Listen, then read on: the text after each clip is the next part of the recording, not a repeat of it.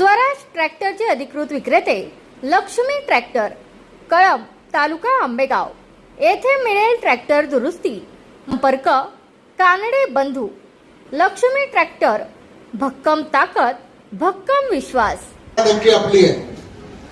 आणि मग 62 साली ज्या वेळेला परत निवडणुका झाल्या, परत अण्णासाहेब आवटे विधानसभेमध्ये आमदार म्हणून निवडून गेले, पण त्यांना जास्त कालावधी मिळाला नाही. 63 साली अण्णासाहेब आवट्यांचं हृदयविकाराच्या धक्क्याने निधन झालं. आणि त्यावेळेला या तालुक्यातल्या सगळ्या राजकीय पक्षाच्या लोकांनी अण्णासाहेबांच्या पत्नी वेणुताई आवटे यांना या तालुक्यामधून विधानसभेमध्ये बिनविरोध निवडून पाठवलं. आणि या तालुक्याच्या पहिल्या महिला आमदार म्हणून त्यांनी देखील काम चांगलं केलं. त्या 67 पर्यंत आमदार राहिले. 67 साली माझे वडील कैलासवासी दत्तात्रय वळसे पाटील हे या तालुक्याचे आमदार झाले. 72 पर्यंत ते आमदार राहिले. 72ला त्यांचाही पराभव किसनराव गानखेलेंनी केला. चासकर साहेब त्यांना मदतीला होते. इतिहास गेला ते आता नाही काढायचं. मला फक्त प्रेम तुमच्याबद्दल याच्यासाठी आहे. आज 92 वर्षी तुम्ही स्वतःच्या पायावर उभं राहून बोलताय, चालताय, समाजाच्या हिताचं मांडताय. राजकारण गेलं तिकडे खड्डे आहेत. राजकारण महत्वाचं नाही. काकाचा पुतळा त्यावेळेला बसवला. आता आपल्याला दोन्ही पुतळे बदलून टाकायचे. नवीन पुतळे आलेले आहेत.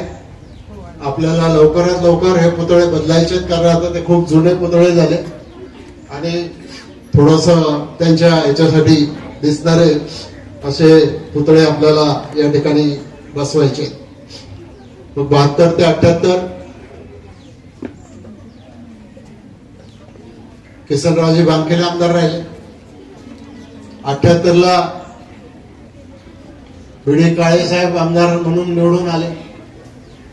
5 वर्षाची टर्म होती. 80लाच इंदिरा गांधींनी महाराष्ट्राची विधानसभा बरखास्त केली आणि मग एक वेगळं राज्य झालं. आणि परत किसनरावजी बानखेले निवडून आले. परत 85ला पोलोद झालं आणि 89 साली किसनरावजी बानखेले साहेब हे देशाच्या पार्लमेंटमध्ये खासदार म्हणून त्या ठिकाणी झाले. आणि 90ला मी आमदार झालो. आणि 90 पासून गेले 36-37 वर्ष तुमच्या सगळ्यांच्या आशीर्वादानं सलग 8 वेळेला तुम्ही मला महाराष्ट्राच्या विधानसभेमध्ये काम करायची संधी दिली. माझ्या मनात भावना हीच आहे की आम्हाला या तालुक्याला पुढे घेऊन जायचंय. प्रत्येक गाव, प्रत्येक वाडी, प्रत्येक वस्ती, प्रत्येक आदिवासी वस्ती, मागासवर्गीय वस्ती, वाडा तांडा सगळ्या ठिकाणी आम्हाला त्या ठिकाणी पुढे जायचंय. आणि तेच काम आपण करत आलो. ज्या वेळेला बॅरिस्टर अंतुले या महाराष्ट्राचे मुख्यमंत्री झाले, ज्याचा किसनरावांनी उल्लेख केला की हुतात्मा स्मारक केली गेली. पण आज महाराष्ट्रातली सगळीच हुतात्मा स्मारक पाहिली तर त्याची अवस्था काय चांगली. आणि ज्या वेळेला आपण हुतात्मा बाबूगणेंची जन्मशताब्दी केली भालेराव साहेब, त्यावेळेला आपण याला 1,92,00,000 रुपये दिले आणि त्याच्यातून हा सगळा इतिहास या ठिकाणी मांडलेला आहे. ही सगळी व्यवस्था केलेली आहे. मेंटेनन्सचं काम ग्रामस्थ करतील असं मला वाटलं होतं. ग्रामस्थांना आपल्याला बाकीच्या गोष्टीमध्ये जेवढा इंटरेस्ट असतो तेवढा इंटरेस्ट आपल्याला या अशा कामामध्ये नसतो. म्हणून आम्ही निर्णय घेतला भीमाशंकर कारखान्यामधून दरवर्षी 2 लाख रुपये या हुतात्मा बाबू गेनू प्रतिष्ठानला द्यायचे. आणि त्याच्यामधून इथं काम करणारा बाई असेल, इथं काम करणारा मुलं, आणखी कोणी वॉचमन असेल, त्याची स्वच्छता असेल, या सगळ्या कामासाठी त्यांनी हा खर्च करायचा. आणि त्याच्यामधून आज हे असं आगळं वेगळं याचं हे सुद्धा जे स्कूल ऑफ आर्टच्या शिक्षक लोकांनी हे सगळं केलेलं आहे. ज्या वेळेला मी शिक्षण मंत्री होतो, जे स्कूल ऑफ आर्ट्स या देशातली एक मोठी आर्ट्सची संस्था आहे. मुंबईच्या टाइम्स ऑफ इंडियाच्या बिल्डिंगच्या बाजूला जे कॉलेज आहे त्या कॉलेजमधल्या शिक्षकांनी हे सगळं या ठिकाणी केलेलं आहे आणि असंच आपल्याला आणखी पुढे जायचंय, खूप पुढे जायचंय.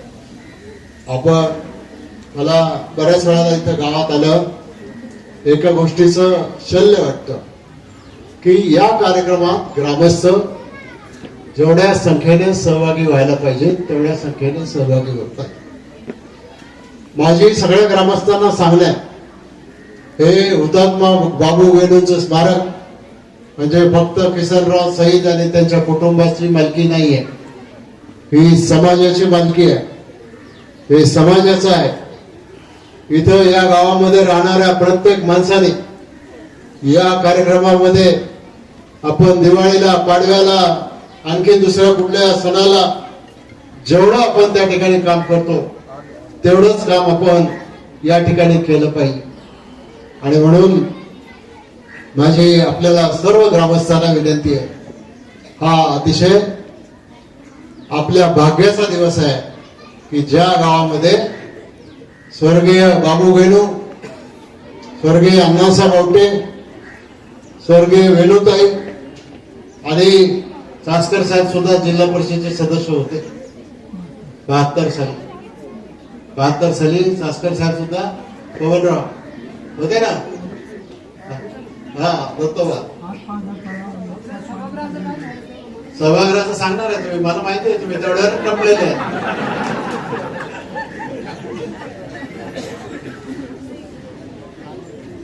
आणि मग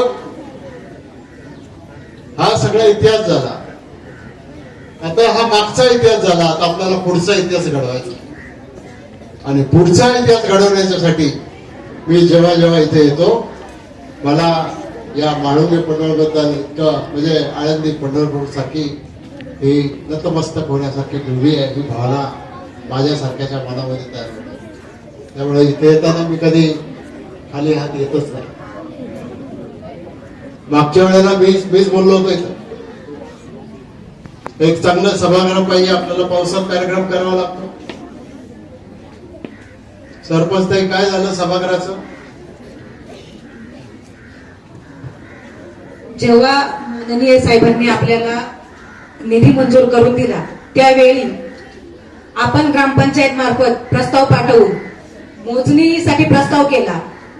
मोजणीला प्रस्ताव केल्यानंतर बऱ्याच दिवसांनी मोजणी केली, पण जे मोजणी अधिकारी होता त्यांनी मोजणी केली परंतु जे कागदपत्र होते ते पुढे सबमिटच केले नाही. नंतर पुन्हा आम्ही ग्रामपंचायत मार्फत प्रस्ताव केला तर आम्हाला तिथं असं कळालं की जो मोजणी अधिकारी आपल्याकडे आला होता त्यांनी आपल्याकडे ते प्रस्तावच पाठवले नाही आणि जे डॉक्युमेंट होते तेही पाठवले नाही. थोडक्यात तो फ्रॉड निघाला. मग पुन्हा आम्ही ग्रामपंचायतने पत्रव्यवहार केला आणि पुन्हा एकदा मोजणीची मागणी केली. आपल्याला परत मोजणी मिळाली, मोजणी केली. मोजणी केल्यानंतर पुन्हा हद्द निश्चित करण्यासाठी तोच अधिकारी आला आणि हद्द निश्चित झाली. हद्द निश्चित झाल्यानंतर आता एवढ्या मला वाटतंय मागच्या शुक्रवारी मोजणी हद्द निश्चितची प्रत मिळाली. प्रत मिळाल्यानंतर क प्रत आपल्या हातात आली आणि क पत्र हातात येऊन आपण पुन्हा सर्व प्रस्ताव केले आणि आपल्याला जे जे डॉक्युमेंट लागत आहेत त्यासाठी मागणी केली. त्याच्यामध्ये वन अधिकाऱ्यांचा आपल्याला ना हरकत दाखला पाहिजे, त्या ना हरकत दाखल्यासाठी आपण मागणी केली. त्याच्यामध्ये ते म्हणाले ऑनलाईन अर्ज करा. आपण ऑनलाईन अर्जही केला आणि ऑनलाईन अर्ज करत असताना आता त्यांनी सांगितलंय सोमवारपर्यंत आपल्याला ते तुम्हाला ना हरकत दाखला मिळेल. सोमवार जाईल, मंगळवार जाईल. तो ना हरकत दाखला मिळाल्यानंतर पुढची प्रोसेस सर्वांना सांगून आपल्याला जेव्हा वरून मंजुरी येईल तेव्हा आपण पुढचं काम चालू करू.